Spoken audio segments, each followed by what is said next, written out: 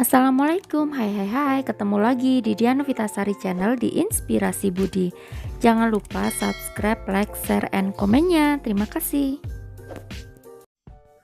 Hari ini kita akan melanjutkan membahas materi kurikulum Merdeka IPAS kelas 4 halaman 1-8 bab 1. Silakan disimak ya. Buka IPAS kelas 4 halaman 1. Kamu suka sayuran tidak? Suka sayur, buah, kacang. Pokoknya aku suka semua dari tumbuhan. Aku pernah baca, katanya tumbuhan juga menghasilkan udara untuk kita bernafas. Makanan pokok seperti nasi, sagu, dan singkong juga berasal dari tumbuhan. Wah, kalau begitu, tumbuhan penting sekali ya buat kita semua. Bab 1, tumbuhan sumber kehidupan di bumi. Tumbuhan berperan sebagai sumber makanan bagi manusia dan hewan, juga berperan penting dalam ketersediaan udara yang kita hirup untuk bernafas. Bisa dibilang tumbuhan sangat penting keberadaannya di bumi. Bagaimana bisa? Yuk kita pelajari semua hal tentang tumbuhan pada bab ini. Tujuan pembelajaran yaitu mengidentifikasi bagian tubuh tumbuhan dan mendeskripsikan fungsinya. Yang kedua, mendeskripsikan proses fotosintesis dan mengaitkan pentingnya proses ini bagi makhluk hidup. Yang ketiga, membuat simulasi menggunakan bagan atau alat bantu sederhana. Tentang siklus hidup tumbuhan, lanjut halaman 2. Topik A, bagian tubuh tumbuhan. Pertanyaan esensial nomor 1, apa saja bagian tubuh dari tumbuhan? Alternatif jawabannya adalah daun, batang, akar, bunga, dan biji. Nomor 2, apa fungsi dari setiap bagian tubuh tumbuhan?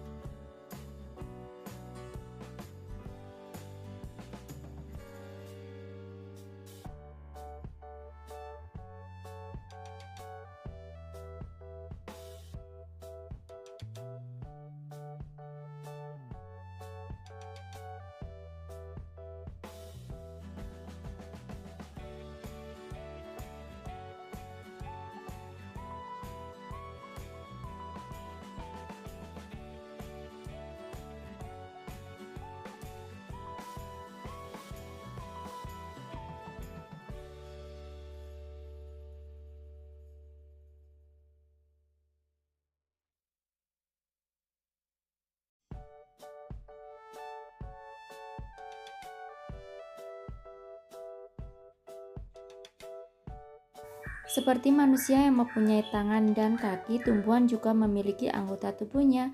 Setiap anggota tubuh memiliki fungsinya masing-masing yang bertujuan untuk memenuhi kebutuhan tumbuhan untuk bertahan hidup. Seperti akar yang berfungsi untuk menyerap air dari tanah. Lalu apa yang saja bagian tubuh tumbuhan? Apa fungsinya masing-masing? Lanjut halaman 3. Lakukan bersama, mengamati fungsi batang, alat dan bahan. 1. Batang bunga berwarna putih atau seledri, pewarna makanan. 1 buah gelas atau wadah untuk menyimpan bunga dan seledri. Stiker label untuk nama. Cara kerjanya bisa kalian baca ya. Setelah percobaan selesai, diskusikan dan jawab pertanyaan berikut. Yang pertama, apa yang terjadi pada seledri dan bunga? Cobalah untuk memotong tangkai bagian bawah dari seledri dan bunga. Apa yang kalian amati? Bagian tumbuhan apa yang kita amati pada percobaan ini? Apa kira-kira fungsi dari bagian tubuh tumbuhan tersebut? Alternatif jawabannya bisa seperti ini ya.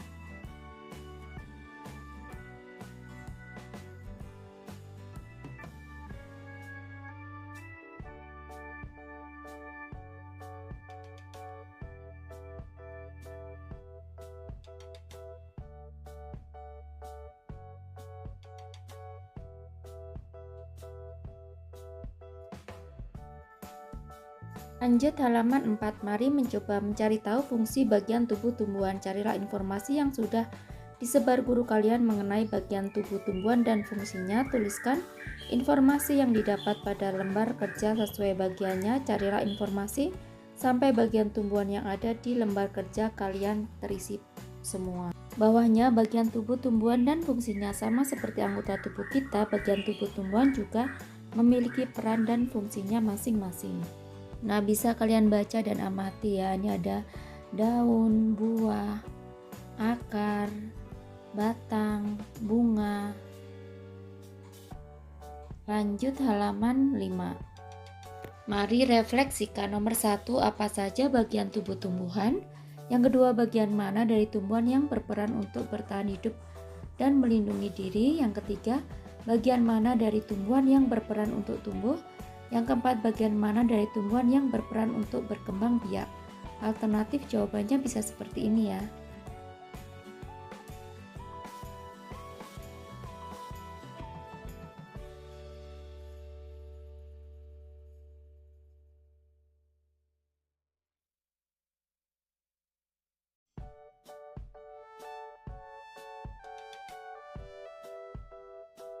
Belajar lebih cepat, mengenal akar lebih jauh. Akar adalah bagian yang penting bagi tumbuhan. Jika akar dipotong, maka tumbuhan tidak bisa mengambil nutrisi dari dalam tanah dan akan mati. Ada dua jenis akar pada tumbuhan, yaitu akar serabut dan akar tunggang. Nah, bisa kalian amati ya. Lanjut halaman 6. Akar juga bisa menjadi tempat menyimpan cadangan makanan bagi tumbuhan seperti wortel. Tanaman wortel memiliki jenis akar tunggang. Tanaman ini menyimpan cadangan makanannya di dalam akar. Jadi jika kalian memakan wortel, sebenarnya kalian memakan akar loh. Nah, ini gambar perkembangan wortel ya, dari akar 10 hari sampai 75 hari. Lalu bagaimana jika cadangan makanan disimpan di akar serabut? Jadinya akan seperti tanaman singkong. Setiap akar cabang pada akar serabut akan tumbuh besar menjadi singkong. Bisakah kalian melihat perbedaannya dengan wortel? Nah, ini ada gambar akar serabut pada singkong. Lanjut halaman 7. Cadangan makanan yang tersimpan dan membesar ini bisa kita sebut sebagai umbi. Wortel dan singkong adalah contoh umbi akar. Kentang dan ubi jalar adalah contoh umbi batang. Jika di sekitar kalian ada tanaman-tanaman ini, cobalah amati agar lebih jelas.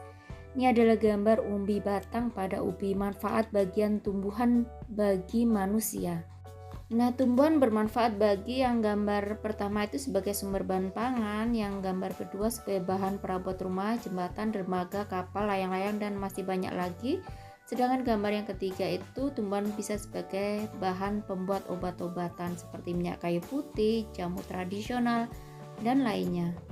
Lanjut halaman 8. Memilih tantangan. Mengamati tulang daun. Cari tahu mengenai tulang daun dan macamnya pada guru kalian. Amati daun-daun yang ada di sekitar kalian. Carilah daun-daun yang memiliki bentuk tulang daun berbeda.